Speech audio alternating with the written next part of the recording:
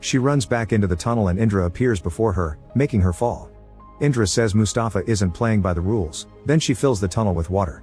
Eventually John gets tired of the same routine and decides to take the night off. He rides the train only to realize it goes on a circle instead of reaching a destination.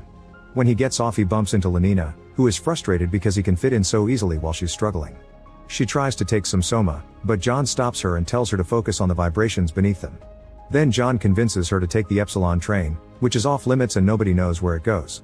Lenina takes off her optic and John holds her hand while they watch the landscape.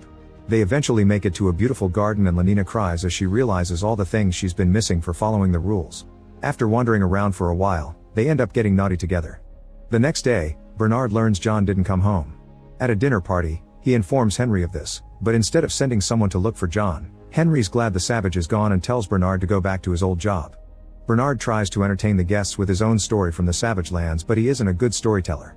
After the party, Wilhelmina explains to Bernard that the fad is over and people have moved on from savage stories.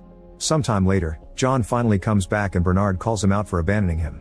An argument ensues and soon the men come to blows. As they hit each other all over the place, Gary watches and his optic broadcasts the fight to the Banished and Wilhelmina. It turns out Bernard made him broadcast on purpose so he could make punching a fad again. From then on, John and Lenina start meeting to do the dirty in secret. One night, Lenina gives John back his music player and John tells her he loves her. Lenina says it back, but it's obvious she doesn't understand it. Later that day, Bernard asks John to come with him to a very important party.